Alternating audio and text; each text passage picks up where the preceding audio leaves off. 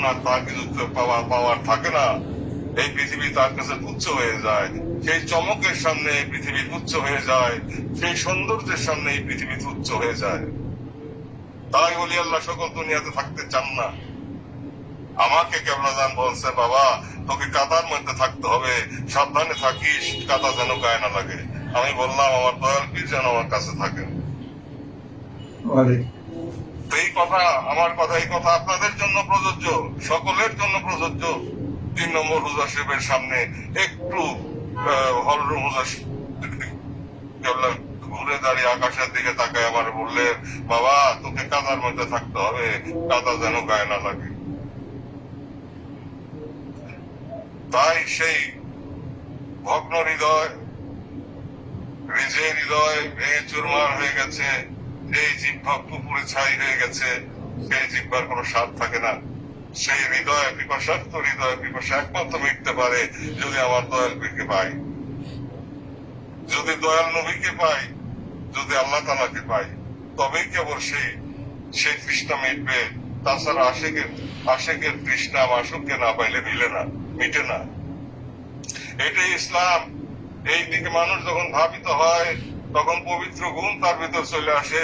সেই মানুষ দ্বারা দুনিয়ার কোনো ক্ষতি হইতে পারে না। তখন তার সাথে যারা থাকে, কুনু মা সাদিকিন ইন্না রাহমাতাল্লাহি কারীবুম মিনাল মুহসিনিন, সত্যবাদীদের সঙ্গী হও, তাহলে আল্লাহর রহমত ওলি আল্লাহদের নিকটবর্তী। তাই তখন রহমতের পেয়ালা আইসা পড়ে আল্লাহর তরফ থেকে আপন বীর হয়ে, রাসূল পাক সাল্লাল্লাহু আলাইহি ওয়াসাল্লাম হয়ে আপন বীর হয়ে জগতে যা কিছু আসে দয়াল নবী হয়ে আসে।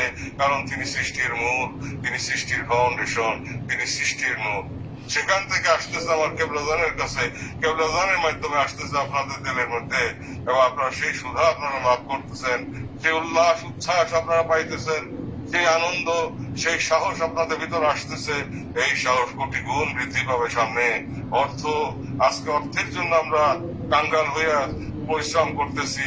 কেবলাজান বলছেন, বাবা আমার মুরিদান ডলারের উপর দিয়ে হাঁটবে। এত সম্পদ আল্লাহ দিবেন, যেই সম্পদের কোনো মেশাল নাই। এই সম্পদ, তখন এই সম্পদ দিয়ে তোমরা কি করবা? তখন আমি মিয়াজানও ছিলেন, কেবলাজানের কদমে আমি বললাম, বাবা আমাদের তো আর সম্পদ না, এটা আমার মালিকের সম্পদ। এই সম্পদ যা হুকুম হবে আমরা তাই করব। বাবা অকাতরে মানুষকে বিলাই দিও, শেষ হবে না। সেই বাদশাহী আসতেছে সামনে, এই নিকট ভবিষ্যতে। কিন্তু ওই যে বললাম যে শয়তান বিদায় হওয়ার আগে ঝাঁকি মারবে, কিন্তু অশুভ শক্তি ধ্বংস হওয়ার আগে চূড়ান্ত আঘাত করার চেষ্টা করবে। যদি আঘাত করে আমরা অগ্রবর্তী হয়ে কাউকে আঘাত করব না, আমরা প্রস্তুতি নিয়ে থাকবো সম্পূর্ণরূপে। যখন আমি আঙ্গুল উচ্চার করবো কাজাওয়ার কদম ধরে, আপনারা জাপ দিয়া পড়বেন, কেবলাজান আপনাদের কাছে থাকবে, দয়াল নবী আপনাদের কাছে থাকবে, আল্লাহর রহমতের চাদরে আপনার ঢাকা থাকবে, এবং দুশ্মনের অন্তর কাইপে উঠবে যত বড় শক্তি হোক না কেন। যে জন্য মুতার যুদ্ধে মাত্র 3000 মুসলমান 1 লক্ষ খ্রিস্টান সৈন্যকে ধরাশায়ী করে ফেলছিল। 3 দিনের যুদ্ধে 1 লক্ষ সৈন্যকে ধরাশায়ী করছিল। মুতার যুদ্ধে মাত্র 3000 মুজাহিদ। আপনারা সেই মর্দে মুমিন। আমি আপনাদের এই খেদমতের ভিতর ডুবাইয়া রাখছি, চুবাইয়া রাখছি। তা না হইলে এই অপবিত্র সমাজ আপনাদেরকে গ্রাস করতো, নষ্ট করে ফেলতে পারত। আপনার একটা কাজ নিয়ে ব্যস্ত আছেন, পবিত্র কাজ নিয়ে ব্যস্ত আছেন, আপন পীরের মহব্বতে আপনারা খেদমত করতেছেন, আপন পীরের ওসিলা পীরের আওলাদদেরকে আপনারা ভালোবাসতেছেন, আমাকে ভালোবাসতেছেন, আমার অধীনস্থ আছেন, আমার হুকুম পালন করতেছেন, চাচা মিয়ার হুকুম পালন করতেছেন, মহিলা প্রণ, ছাত্রী প্রণ, ভাবি জান, আম্মা জানের হুকুম পালন করতেছেন। তা না হইলে এই দুর্গন্ধময় পৃথিবী, এই সমাজ ব্যবস্থার এই ধ্বংসাত্মক খেলার মধ্যে পড়ে জাকেরানরা হাবুডুবু খাইতো, ধ্বংস হইতো। তাই একটার পর একটা আপনাদের উপরে এই নিয়ামত দিয়ে আপনাদেরকে হেফাজত করা হচ্ছে শয়তানের হাত থেকে। তবে শয়তান যে বুঝতেছে না তা তো না, তারা কিন্তু চূড়ান্ত আঘাত একটা হানবে, এই দেশের উপরে হানবে, আমাদের উপরে হানার চেষ্টা করবে। আপনারা আস্তে আস্তে তৈরি হয়ে যান। আমার মনে হইতেছে এই বছর অথবা আগামী বছরের মধ্যে অবশ্যই এই চূড়ান্ত ফাইনাল খেলার সময় হয়ে গেছে। আপনারা প্রস্তুত থাকেন, এরপরে সম্পদের পাহাড় আসবে। কেবলাদান নিয়ে বসে আছেন, আল্লাহর কাছ থেকে আনছে। আমি দেখছি বলেই বলতেছি, পাশে নিয়ে দণ্ডায়মান আছেন, আমি যাইতেছি অগ্রসর হইতেছি খাজাবাদ পদবী। এটা আল্লাহ তাআলা আমাকে দেখাইছেন খাজাবাদ খাতিরে। তাই আমার প্রাণ প্রিয় নেতৃবৃন্দ, সদস্যগণ, সহযোগী সংগঠন, অন্যতম সহযোগী সংগঠন স্বেচ্ছাসেবক ফ্রন্টের এবং প্রজন্ম স্বেচ্ছাসেবকের সকল নেতা এবং সদস্যের প্রতি আমার উদাত্ত আহ্বান এবং আপনাদের এই মহতি মাহফিলে মাধ্যমে জাকের পার্টির মূল দল এবং সকল সহযোগী সংগঠনের সর্বস্তরের নেতা কর্মী সদস্য শুভানুধ্যায়ীদের প্রতি আমার আহ্বান, যে কোনো হুকুম প্রতিপালনে আপনারা প্রস্তুত হয়ে থাকেন। যেভাবে আমি ইশারা করতেছি সেইভাবে আপনারা প্রস্তুত হন। ইনশাআল্লাহ আপনারা দিগ্বিজয়ী হবেন। এই পৃথিবী আল্লাহ তাআলা আমার দয়াল পীরের হাত দিয়ে আপনাদের পায়ের নিচে দিয়ে দিবেন। অলৌকিকভাবে হবে, আল্লাহর শক্তিতে হবে, আমার বিজ্ঞানের পাক দেওয়ার যুদ্ধ। আপনাদের বিশ্বাস হয়? আমার দয়াল পীরের আঙ্গুলের ইশারায় আল্লাহর ইচ্ছায় মুর্দা জিন্দা হয়। আপনাদের বিশ্বাস হয়? দরিয়া পাহাড় হয়, পাহাড় দরিয়া হয়। আপনাদের বিশ্বাস হয়? আল্লাহ তাআলা কেবল চাইতে দেরি হয়, আল্লাহর করতে দেরি হয় না। ভাই সেই শক্তি আপনাদের উপর আসতেছে। আপনাদের একটা আখিরি জামানায় ইমাম মাহদী আলাইহিস সালামের বাহিনীতে যোগদানের জন্য যা কিছু গুণাগুণ অর্জন করা দরকার, সেই গুণাগুণ আপনাদের ভিতর কেবলাদান প্রবেশ করাইতেছে। আমার ভিতরেও কিছু কিছু প্রবেশ করতেছে, আস্তে আস্তে ঢুকতেছে, ইনজেকশন দিতেছে। তাই আমার প্রাণ প্রিয় জাকের পার্টির অন্যতম সংগঠন সহযোগী সংগঠন স্বেচ্ছাসেবক ফ্রন্ট এবং প্রজন্ম স্বেচ্ছাসেবক ফ্রন্টের আমার প্রাণের নেতা এবং সদস্যবৃন্দ এবং আপনাদের মাধ্যমে জাকের পার্টির মূল দল এবং সকল সহযোগী সংগঠন, বৈদেশিক শাখা সমস্ত সদস্য, নেতা এবং সদস্য এবং দেশের অভ্যন্তরে সর্বস্তরের নেতৃবৃন্দ এবং সদস্যবৃন্দ, কর্মীবৃন্দ সকলের প্রতি আমি একটি কথা ইশারা দিয়ে রাখছি, আপনারা প্রস্তুত হন, আপনারা প্রস্তুত হন, আপনারা প্রস্তুত হন। তাই আপনারা প্রস্তুতি গ্রহণ করতে থাকেন, আমার হুকুম আপনারা পালন করতে থাকেন।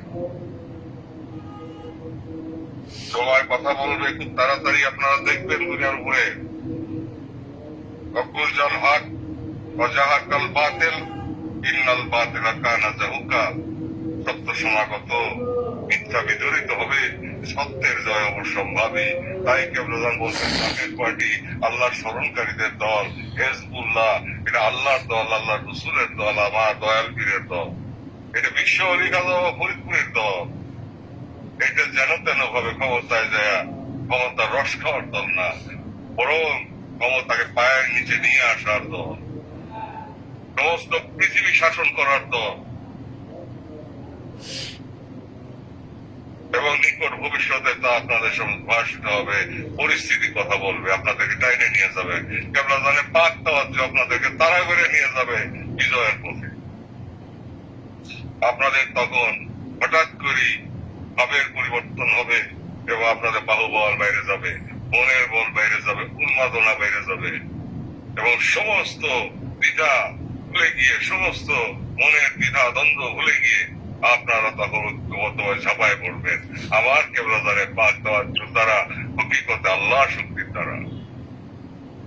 তাই আমার প্রাণ প্রিয় নেতৃবৃন্দ এবং সদস্যবৃন্দ, জাকের পার্টির মূল দল এবং অন্যতম সহযোগী সংগঠন জাকের পার্টি স্বেচ্ছাসেবক ফ্রন্ট এবং প্রজন্ম স্বেচ্ছাসেবক ফ্রন্টের, সেই সাথে আরো 23টি সহযোগী সংগঠন মহিলা ফ্রন্ট ফ্রন্ট সহ দেশটি সহযোগী সংগঠনের সকল সর্বস্তরের নেতা এবং সদস্যদের প্রতি আমার এই উপদেশ, এই আহ্বান, আপনারা নিকট ভবিষ্যতে ভয়ঙ্কর সময়ের জন্য প্রস্তুতি গ্রহণ করেন। এই ভয়ঙ্কর সময় আপনাদের না জন্য নয়, এই ভয়ঙ্কর সময় শয়তানের জন্য। শয়তান আল্লাহ খায়রুল মাকিরিন। মানুষ শয়তান মাথায় বাড়ি দিবে। আপনারা আপনাদেরকে আল্লাহ রক্ষা হাত দিয়া আল্লাহ রক্ষা করবেন, কেবলানের হাত দিয়ে আল্লাহ তাআলা রক্ষা করবেন নবীর ওসিলায়। কিন্তু শয়তানের সাথে শয়তানের মাথায় বাড়ি রাখবে, তার মধ্যে দিয়ে হুঙ্কার দিয়ে আপনারা ঝাঁপায় পড়বেন। মেদিনী প্রকম্পিত হবে, আকাশ বাতাস গাইতে উঠবে, ফেরেশতারা নাইমে আসবে, ফেরেশতারা নাইমে আসবে। কেবলাদান হুজুর শেষবার জগন্নাথপুর গেলেন, শেষবারের আগের বার জগন্নাথপুর গেছিলেন, তখন সাবেক প্রতিবেশী হুজুর জিজ্ঞাসা করছিলেন যে সমস্ত পরমাণু শক্তি অস্ত্র তৈরি হয়েছে, এগুলো যদি বিস্ফোরিত হয়, আকাশের ভিতরে যে অ্যাটমিক ক্লাউড তৈরি হবে, তাতে দুনিয়াতে আমরা বসবাস মানুষই বাঁচবে না। তখন হুজুরকে আমরা বলছিলেন যে চিন্তা করবেন না ভাইজানরা, মিয়া ভাইজানরা, খাজা হুজুর, আপনারা চিন্তা করবেন না, আল্লাহ তাআলা ফেরেশতা নামে পরিষ্কার করে দিবেন। অতএব ফেরেশতা নাম ছিল বদর যুদ্ধের সময়, স্মরণ করেন, ফেরেশতা নাম ছিল বদরের যুদ্ধের সময়। আজকে সেই বদর দিবস নাকি? সেই বদর দিবসের দিন আজকে আমি এই বক্তব্য দিচ্ছি। সেই দিন মুসলমানদের ছিল মাত্র 8 জন তলোয়ারধারী সৈন্য, আর কাফেরদের ছিল 600 সশস্ত্র সৈন্য। মুসলমানদের ছিল 8 জন তলোয়ারধারী সৈন্য। মুসলমানদের ছিল 2টা ঘোড়া, কাফেরদের ছিল 300 ঘোড়া, সশস্ত্র যোদ্ধা। মুসলমানদের ছিল 70টা উট, কাফেরদের ছিল 700 উট। সেখানে আল্লাহ শক্তির দ্বারা মুহূর্তের ভিতরে নিপাত হয়ে গেল, শয়তান ধ্বংস হয়ে গেল এবং কাফেররা পলায়ে চলে গেল।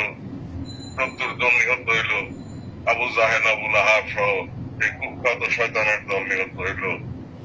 আর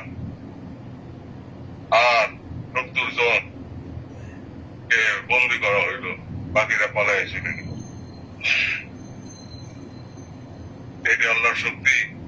খায়বরের যুদ্ধের সময় যেই খায়বর দুর্গ কোনোভাবেই মুসলমানরা পরাভূত করতে পারতেছিল না, যেই সেনাপতিকেই রাসূলুল্লাহ দায়িত্ব দিচ্ছিলেন, সেই সেনাপতি ব্যর্থ হচ্ছিল। তখন ওইবার আলী রাদিয়াল্লাহু আনহুর চোখ মুবারকের ভিতরে এক ধরনের ভয়ঙ্কর যন্ত্রণাময় এক অসুখ হয়েছিল। তাই রাসূলুল্লাহ সাল্লাল্লাহু আলাইহি ওয়াসাল্লাম আলী রাদিয়াল্লাহু আনহু রেখে গেছিলেন মদিনা শরীফে, মদিনা রক্ষণাবেক্ষণের জন্য। কিন্তু শেষ মুহূর্তে হযরত আলী রাদিয়াল্লাহু আনহু আর টিকতে পারেন নাই। দ্বিতীয় দিবসে হযরত আলী কারামাল্লাহু ওয়াজহু তিনি পাগলের মতো ছুটে চলে গেলেন রাসূলুল্লাহর কদমে, যে যুদ্ধ করতে পারি না পারি, অন্তত দয়াল নবী পাক চেহারা মোবারক দেখা প্রাণকে ঠান্ডা করি। তখন ওই রাত্রে দ্বিতীয়বারও যখন মুসলিম সেনাপতি ব্যর্থ হইল, তখন রাসূল পাক সাল্লাল্লাহু আলাইহি ওয়াসাল্লাম ভবিষ্যৎবাণী করলেন যে আমি আগামীকাল এমন একজনের হাতে দায়িত্ব অর্পণ করব, সেনাপতিত্ব দিব, যার দ্বারা খায়বর দুর্গের পতন ঘটবে। তখন সবাই বলা বলি করতে লাগলো, কে সেই ব্যক্তি? এর মধ্যে হযরত আলী কারামাল্লাহু ওয়াজহু মদিনা শরীফ থেকে খায়বর প্রান্তরে এসে উপস্থিত হইল। দয়াল নবীর কদমে পরের দিন সকালে গেল। রাসূল পাক সাল্লাল্লাহু আলাইহি ওয়াসাল্লাম বলে, আলী তুমি আমার কাছে আসো, তোমার চোখে কি হয়েছে? এই কথা বলে আলী কারামাল্লাহু ওয়াজহু চোখ দেখলেন, নিজের পবিত্র মুবারক হযরত আলী রাদিয়াল্লাহু আনহু 2 চোখে লাগাই দিলেন। হযরত আলী রাদিয়াল্লাহু আনহু মুহূর্তের ভিতরে সেই অসুখ ভালো হয়ে গেল এবং চোখের জ্যোতি আরো বাইরে গেল। তখন তিনি ইসলামের সেনাপতিত্বের পতাকা হযরত আলীর হাতে তুলে দিলেন। হযরত আলী রাদিয়াল্লাহু আনহু গেলেন, দয়াল মোবারক চুম্বন করে মুসাফা করে তিনি অগ্রসর হলেন কারাগারের দিকে। এবং যে দুর্গের দরজা 70 জনের ধাক্কায় কমতো, এত বড় লোহার দরজা ছিল, 70 জন মানুষ লাগতো সেটাকে ধাক্কায় কমতে। এই লোহার দরজাটা এক হাত দিয়ে টান দিয়ে বাঁকা করে টাইট করে ধরলেন আলীরা দিল। ওরা বললেন মুসলমানরা ভিতর প্রবেশ করো, মুসলমানরা ভিতরে প্রবেশ করো। সমস্ত সাহাবীরা ভিতরে প্রবেশ করলো কাফেরদের ইহুদিদের মোকাবেলার জন্য। এবং তারপরে যখন সবাই প্রবেশ করা শেষ হলো, হযরত আলী রাদিয়াল্লাহু আনহু হাত দিয়ে টান দিয়া সেই দিয়েছিলেন এবং সেটা দিয়ে কতক্ষণ দুলাইয়া তারপর তিনি সেটাকে নিক্ষেপ করলেন 12 হাত দূরে।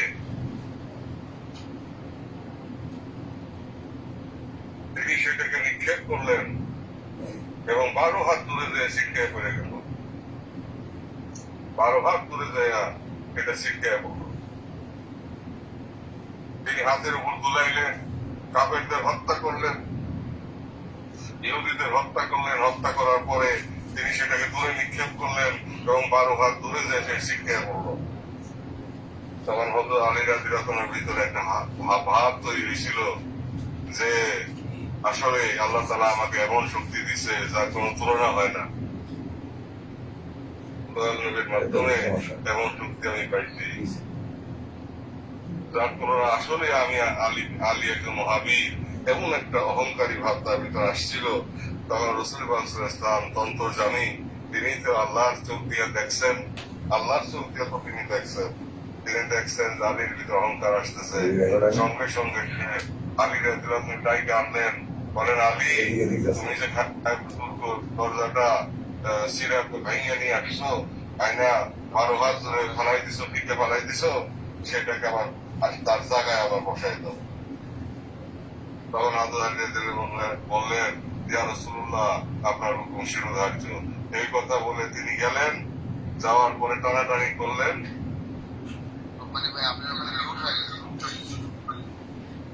একটা কোনা সেইটা তার হাতের উপরে ঘুরছে, এটা কোনাও তিনি নড়াচড়াও করাইতে পারে, কিন্তু এক আঙ্গুল নড়াইতে পারলেন না।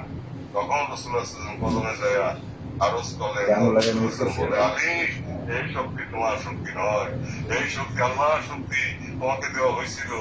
তুমি যদি পাহাড় টান দিতা, পাহাড় তোমার হাতের উপরে আসতো। পাহাড় টান দিলে পাহাড় তোমার হাতের উপরে আসতো। এর তো কিছুই না। অতএব অহংকার যেন না আসে, সাবধান, আল্লাহর কাছে শুকর গুজারি করো। তখন দয়াল নবীর কদমে হযরত আলী রাদিয়াল্লাহু আনহু চুম্বন করলেন এবং আল্লাহর কাছে শর্মিন্দা হইলেন।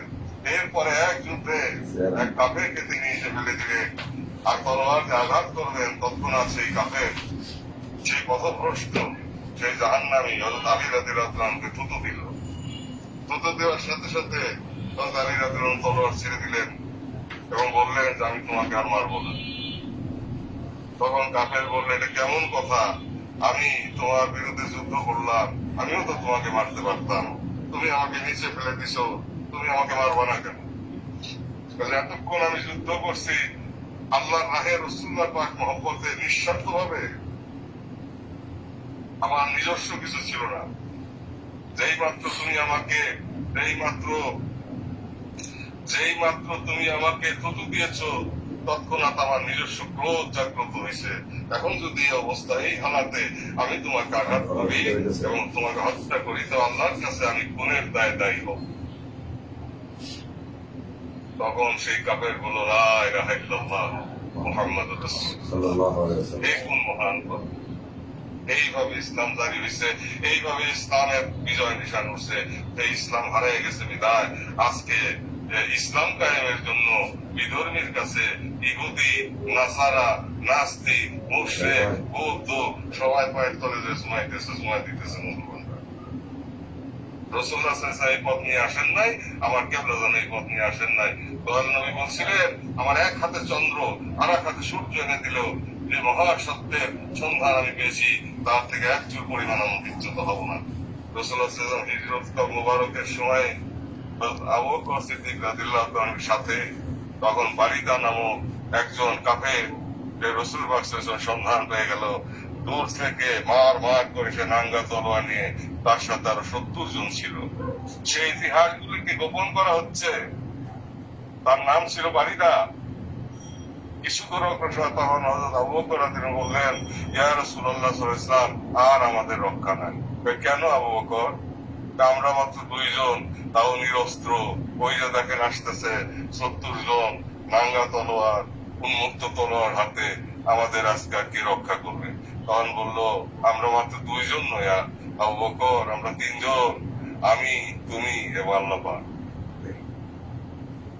বাড়িটা কিছু দূর অগ্রসর হওয়ার পরেই তার ঘোড়ার পা ডাইবে গেল, আর সে ঘোড়া নিয়ে উঠতে পারে না। বহু কষ্ট করে ঘোড়া নিয়ে উঠে সে ভাগ্য পরীক্ষা করলো, ভাগ্য তাকে খারাপ কিছু বললো। সে আবার অগ্রসর হইতে থাকলো, এক পাথরে বাড়ি খাইয়া তার ঘোড়া পড়ে গেল, সেও পড়ে গেল। তখন সে আরো থমকায় গেল, থমকায় যাওয়ার পর আবার সে ভাগ্য পরীক্ষা করলো, দেখলো যে ভাগ্য তাকে খারাপ ইঙ্গিত দিচ্ছে। তখন সে আবার অগ্রসর, তারপরও সে অন্তরকে বুঝ দিয়ে সে আবার অগ্রসর হইল রাসূলুল্লাহ সাল্লাল্লাহু আলাইহি ওয়াসাল্লামকে হত্যা করার জন্য। কিছু দূর অগ্রসর হইতে রাসূলুল্লাহর নিকটবর্তী হইতে রাসূলুল্লাহ সাল্লাল্লাহু আলাইহি ওয়াসাল্লাম বললেন, হে বারিদা, আর কতদিন অন্যায় পথে থাকবা? এই কথা বলার শোনার সাথে সাথে বারিদা মাথা চক্কর দিয়া ঘোড়ার উপর অজ্ঞান হয়ে আমার মাটিতে পড়ে গেল। জ্ঞান যখন ফিরে আসলো, দয়াল নবীর কদমে আত্মসমর্পণ করলো, ইয়া রাসূলুল্লাহ, আমি ভুল করছিলাম, আপনি আমাকে ক্ষমা করেন, আমাকে আপনি ইসলামে দীক্ষিত করেন। তখন বলে, বলো লা ইলাহা ইল্লাল্লাহু মুহাম্মাদুর রাসূলুল্লাহ। সাথে সাথে সমস্ত বাড়িতে বললো লা ইলাহা ইল্লাল্লাহু মুহাম্মাদুর রাসূলুল্লাহ, এবং তার সাথে আর 69 জন বললো লা ইলাহা ইল্লাল্লাহু মুহাম্মাদুর রাসূলুল্লাহ। তিনি আসছিলেন 2 জন, 72 জন নিয়ে তিনি রওনা হইলেন মদিনার দিকে। যে ইতিহাস গোপন করা হয়, বিদায় হজের ভাষণ গোপন করা হয়, দুনিয়ার মানুষের মগজ দিয়ে, দুনিয়ার মানুষের বুদ্ধি দিয়ে, দুনিয়ার মানুষের কায়রতি দিয়ে, খেলা দিয়ে ইসলাম কায়েম হয় নাই। ইসলাম কায়েম হয়েছে আল্লাহ শক্তিতে, মহামানবদের মাধ্যমে, জ্যোতির্ময় মহাপুরুষদের মাধ্যমে। তাই ইমাম মাহাদির ইসলাম আসার প্রশ্ন, তাই ঈসা আলাইহিস সালাম প্রত্যাবর্তন করার প্রশ্ন। তাহলে মক্কা শরীফের ইমাম সাহেবই পারত, মক্কা শরীফের যে গ্র্যান্ড মুফতি তিনিই পারতেন। ইমাম মাহাদির ইসলাম আসার প্রয়োজন হইতো না, ঈসা আলাইহিস সালামের প্রত্যাবর্তনের প্রয়োজন হইতো না। এবং আরো বেশি প্রণিধানযোগ্য, ইমাম মাহাদি আলাইহিস সালামের কোন প্রাতিষ্ঠানিক ডিগ্রি থাকবে না, তিনি কোন মাদ্রাসার সার্টিফিকেট দাঁড়ি থাকবেন না। তাহলে তিনার শিক্ষাটা কোন শিক্ষা? এইটা হইতেছে ইলমে লাদুন্নি, ইলমে ইসরার, খোদা প্রদত্ত শিক্ষা। যে শিক্ষা হযরত মুসা আলাইহিস সালামকে দিয়েছিলেন আল্লাহ তাআলা, এবং আরো কিছু জ্ঞান দান বাকি ছিল। বিদায় হযরত খাজা খিজির আলাইহিস সালামের মতো আল্লাহর ওলির কাছে পাঠিয়ে দিয়েছিলেন উলুল আযম পয়গম্বর হযরত মুসা আলাইহিস সালামকে। তারপরেও অব্যাহতভাবে সত্যকে অস্বীকার করে চলছে। অতএব গুণাগুণগত পার্থক্য আকাশ পাতাল, গুণাগুণগত পার্থক্য আকাশ পাতাল। বিদায় বেহেশত 8 রকম, জাহান্নাম 8 রকম, 7 রকম। জাহান্নামও 7 রকম, বেহেশত 8 রকম। মানুষের গুণাগুণের এবং মানুষের চারিত্রিক গুণাগুণের এবং তার উচ্চতার মর্যাদার ভিত্তিতে আল্লাহ তাআলা পুরস্কৃত করবেন। সেই পুরস্কারের ঘোষণা পৃথিবীতে তিনি দান করবেন। অতএব আপনারা ভাগ্যবান, আপনারা বেহেশতের মাটি দিয়ে গড়া, যারা শেষ পর্যন্ত লেগে থাকতে পারবেন এবং এই 2টি বছর আপনারা অতিক্রম করতে পারবেন। শেষ অধ্যায়ে এসে তাদেরকে ধরে নিতে হবে, তারা জান্নাতি, তারা জান্নাতের মাটি দিয়ে তৈরি। তারা হুজুর বলছেন, বাবা তোমার কাছে আসবে এবং তোমার কাছে ঝান্ডার নিচে যারা দাঁড়াবে, তারা সকলেই জান্নাতের মাটি দিয়ে তৈরি। তাই এটা সেই দল, যেই দলের মাধ্যমে সেই শক্তি আবার বিকশিত হবে, ঝলক দিয়ে উঠবে দুনিয়ার উপরে, ঝাঁপায়া পড়বে, আলস্য দূর হয়ে যাবে, দ্বিধাদ্বন্দ্ব দূর হয়ে যাবে। খোদাই তাজাল্লির আগুনে সে তখন দগ্ধীভূত হইয়া, এশকে মুর্শিদ, এশকে রসুলে পাগল হইয়া, এশকে ইলাহিতে পাগল হইয়া, প্রজ্বলিত হইয়া সে তখন ঝাঁপ দিবে দুশ্মনের উপরে। এমন জোরে ঝাঁপ দিবে যে দুশ্মন বেদিশা হয়ে যাবে, সংখ্যা যতই হোক না কেন। অতএব বিজয় আপনাদের সুনিশ্চিত, وقل جل الحق وزهق الباطل إن الباطل كان زهوقا। সত্য সমাগত, মিথ্যা বিদূরিত, সত্যের জয় অবশ্যম্ভাবী, জাকের পার্টির জয় অবশ্যম্ভাবী, জাকের পার্টির জয় অবশ্যম্ভাবী, জাকের পার্টির জয় অবশ্যম্ভাবী।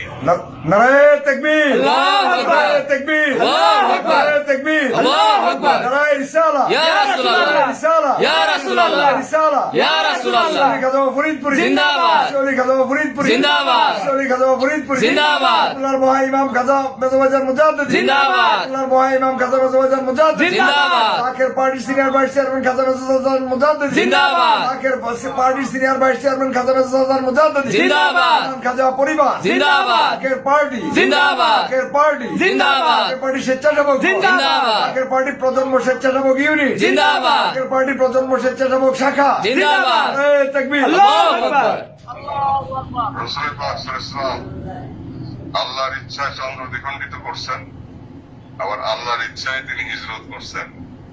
হিজরতের সময় মুজিজা দেখাইছেন, ধুলি উত্তোলন করে তিনি ফু দিয়ে নিক্ষেপ করছেন, কাফের রন্ধ হয়ে গেছে, রাসূল পাক সাল্লাল্লাহু আলাইহি ওয়াসাল্লাম চলে গেছেন, টেরই পায় নাই কখন চলে গেছে। তারপরে তিনি সওর পর্বতের গুহার ভিতর 3 দিন লুকিয়ে ছিলেন, সেখানেও কারামত প্রকাশ পাইছে, আল্লাহর কুদরত বিকশিত হয়েছে।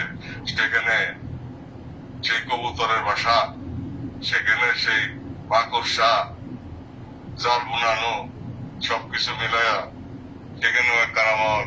এবং সেই গুহার ভিতরে রাসূলুল্লাহ সাল্লাল্লাহু আলাইহি ওয়াসাল্লামের যে গুহার ভিতরে বিষাক্ত সাপ ছিল, সেই গর্তগুলি হযরত আবু বকর সিদ্দিক রাদিয়াল্লাহু তাআলা মাথার পাগড়ি মুবারক ছিঁড়ে ছিঁড়ে ছিঁড়ে ছিঁড়ে গর্তের মুখগুলি আটকাইতেছিলেন। শেষ পর্যন্ত একটা গর্ত রয়ে গেল, সেই গর্তটা দিয়েও সাপ মুখ বের করতেছিল। রাসূলুল্লাহ সাল্লাল্লাহু আলাইহি ওয়াসাল্লাম শুয়েছিলেন, হযরত আবু বকর সিদ্দিক রাদিয়াল্লাহু তাআলা কোলের ভিতর মাথা দিয়ে চোখ বন্ধ করে। তখন সেই স্থানটা সে তার বৃদ্ধাঙ্গুলি দিয়ে, পায়ের বৃদ্ধাঙ্গুলি দিয়ে আটকে রাখছিলেন। তখন সেই সাপটা সবল দেয়, কামড় দেয় হযরত আবু বকর সিদ্দিক রাদিয়াল্লাহু তাআলাকে। কিন্তু আবু বকর সিদ্দিক রাদিয়াল্লাহু তাআলা সিদ্দিক আকবর তিনি টু শব্দ করলেন না। তিনি বিষাক্ত সাপের সেই ছোবলে এতই ব্যথায় পাগলের মতো হয়ে গেলেন, কিন্তু তিনি নড়াচড়া করলেন না, যদি দয়াল নবীর ঘুম ভেঙে যায়। তখন তারা চোখ দিয়ে ব্যথায়, তার চোখ বেয়ে মৃত্যু যন্ত্রণায় চোখ বেয়ে একটা চোখের পানি ফোটা দয়াল নবীর কপাল মুবারকের উপর। রাসূলুল্লাহ সাল্লাল্লাহু আলাইহি ওয়াসাল্লাম তাকায় বলেন, আবু বকর কি হয়েছে, তুমি কাঁদো কেন? তখন আবু বকর সিদ্দিক রাদিয়াল্লাহু বললেন, ইয়া রাসূলুল্লাহ, এই এতগুলি সাপের গর্ত ছিল, সাপ মুখ বের করতেছিল, তো আমি একটা আমার মাথার পাগড়ি ছিঁড়া সেগুলি বন্ধ করছি, আর একটা পাগড়ি কাপড় শেষ হয়ে গেছে বিদায় আমি আমার বৃদ্ধাঙ্গুলিতে আর একটা শেষ গর্তটা মুখ আটকে রাখছিলাম, সেখান দিয়ে একটা বিষাক্ত সাপ, পাহাড়ি সাপ আমাকে কামড় দিছে। আমি ব্যথার যন্ত্রণায় আমি মৃত্যু পথযাত্রী। তখন দয়াল নবী বললেন, আবু বকর, তুমি বাধা দিতে কেন গেছো? এই সাপরা আমাকে পাবে আল্লাহর তরফে, তারা জানতো আমার কদম স্পর্শ করার জন্য তারা অপেক্ষা করতেছে। কোথায় কামড়? তুমি বাধা দিছো বলে সাপ রাগ হইছে, এই জন্য কোথায় তোমার কামড় দিছে, আসো। তাই তো সেখানে একটা রাসূলুল্লাহ সাল্লাল্লাহু আলাইহি ওয়াসাল্লাম থুতু মুবারক লাগাই দিলেন, সঙ্গে সঙ্গে সমস্ত বিষ দেওয়া হয়ে গেল শরীর থেকে। তো সেখানে তো তিনি লুকাইলেন, আবার এই খেলাও খেললেন, চন্দ্র দ্বিখণ্ডিত করলেন, আবার হিজরত বের হয়ে গেলেন, সওর পর্বতেও তিনি লুকাইলেন। তাই মালিক যাকে যেখানে রাখা প্রয়োজন, আমার দয়াল পীর যেখানে চাইবেন সেখানেই সবাই থাকবে। আমিও ধরেন সওর পর্বতের মধ্যেই রাসূলুল্লাহর কদমের নিচে, খাজাবার কদমের নিচে বসে আছি, ধরে নেন। আমি গোলামের গোলাম, সে বসে আছে। আমার নবী আজান মুজাদ্দিদ সাহেব আমার জন্য কেবলাজানের কদম বেড়ে রাখছে, আর কেবলাজান আল্লাহর কাছে হাত তুলে রাখছে। সেই সাথে আপনাদের সকলের জন্য চিন্তা করার কোন কারণ নাই। এই মেদিনী, এই এখন এই যা পরাশক্তি এবং বৃহৎ শক্তি দেখতেছেন একটাও থাকবে না দুনিয়াতে। সভ্যতা, এই সভ্যতা থাকবে না।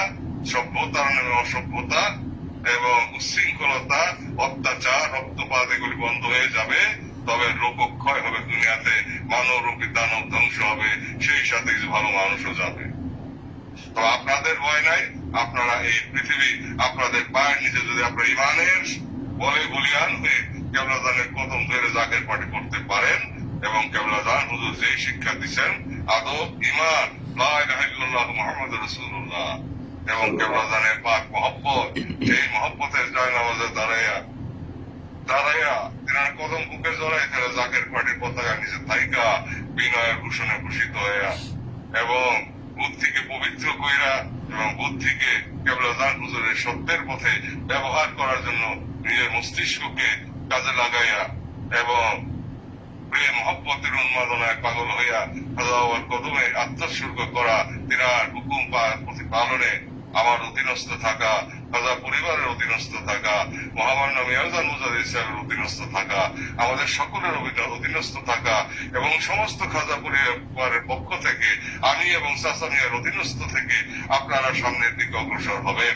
আগামী 1 বছর, ঊর্ধ্বে 2 বছর, এর মধ্যে আমার আশঙ্কা হচ্ছে ভারতবর্ষ পরিষ্কার হয়ে যাবে। এরপর শুরু হবে মধ্যপ্রাচ্যের খেলা। মধ্যপ্রাচ্য নিয়ে বিশ্বযুদ্ধ লাগবে, পরমাণু যুদ্ধের খেলা শুরু হবে একটা পর্যায়ে। 2030-31 সালের ভিতরে সমস্ত পৃথিবী আপনাদের পতাকা উঠবে, সত্যের পতাকা উঠবে। সেই স্বপ্ন আমি দেখছিলাম 1973 সালে। 1973 সালে আমাকে সেই স্বপ্ন দেখানো হয়েছিল। 1971 সালে আমাকে যে স্বপ্ন দেখানো হয়েছিল সেই স্বপ্ন সত্য হয়েছে। আমি দেখছিলাম আমাদের গ্রামেরই এক ডাক্তার ছিল প্রফুল্ল রঞ্জন চক্রবর্তী, ব্রাহ্মণ। সে তখন হলরুম সে দক্ষিণ হুজুর শরীফ টিনের ছিল, হলরুম ছিল, হলরুম ওই সাথী লম্বা ছিল। তারপরে আলাউদ্দিন দাদার ঘর ছিল, তারপর বৈঠকখানা ছিল, সেটাও টিনের ছিল, সবকিছু টিনের ছিল। সেখানে সেই আমি দেখি মধ্যের ঘরে আমি শুয়ে আছি চোখের উপরে, সেখানে ঘুমাইছিলাম। আমি দেখতেছি ঘুমের মধ্যে সেই প্রফুল্ল চন্দ্র চক্রবর্তী পানি দিয়ে রক্ত ধুইতেছে, হাতের রক্ত ধুইতেছে। আলাউদ্দিন দাদা সেই চালের উপর দাঁড়ায় আমার দিকে তাকায় তাকায় হাসে আর হাতের রক্ত ধোয়। আমি খুব ভয় পাইছিলাম, কিন্তু ঘটনা তো তাই ঘটছে না। তখন হুজুর খেলা বলছে একবার হার হয়েছে আবার জিত হবে, একবার হার হয়েছে আবার জিত হবে। কার দ্বারা হবে, কেমনে হবে তা তো বলেন নাই। সেটা হবে আমার কাছে বলছেন, আমার সামনে বলছেন, মিয়াজান আমার সামনে বলছেন, আবার একাও আমার সামনে বলছেন কিভাবে কি হবে। অর্থাৎ দৃঢ়তার সাথে অগ্রসর হন, চিন্তা করার কোনো কারণ নাই। আল্লাহর শক্তি সবচেয়ে বড়, এক ও অদ্বিতীয় মহাশক্তি। সেই শক্তি আসতেছে আমার কেবলাদানের কাছে, পূর্ণ শক্তিতে শক্তিমান হয়ে আমার খাজা বাবার পাকদের হয়ে সেই শক্তি এসে স্পর্শ করবে আপনাদেরকে। ধীরে ধীরে শুরু হয়েছে কালের বিবর্তনে, সময়ের ধারাবাহিকতায় সেই মহাসত্যের বিকাশ প্রকাশ আপনাদের ভিতর দিয়ে ঘটতেছে। সেই মহাশক্তির আবির্ভাব আপনাদের মাথার চাঁদি হইতে পায়ের তলা পর্যন্ত অগ্নিবাণে, অগ্নিতুর্য হিসেবে আপনাদেরকে জ্বলন্ত প্রদীপের মতো, জ্বলন্ত অগ্নিশিখার মতো প্রজ্বলিত করছে। আপনারা সামনে সেটা আরো বেগবান হবে, ভয়ঙ্কর রূপ আপনারা ধারণ করতে পারবেন যখন কেবলাদান চাইবেন, আল্লাহর যখন ইচ্ছা হবে, অথবা কেবলাদানের যখন ইচ্ছা হবে আল্লাহর কাছে তিনি চাইবেন, আল্লাহর শক্তি তখন নেমে আসবে। দয়াল নবী পাকদের হয়ে আমার কেবলাদানের দপ্তর দেড় সমুদ্রের ভিতরে আইসা পড়বে এবং সেখান থেকে খাজা আমাদেরকে সবাইকে দান করবে। তাই জাকের পার্টির বিজয় অবশ্যম্ভাবী। এক ঘোড়া এবং এক লাঠি কেবলাদান বলছেন না, আগের পার্টির বিজয়ের জন্য 313 জনই যথেষ্ট।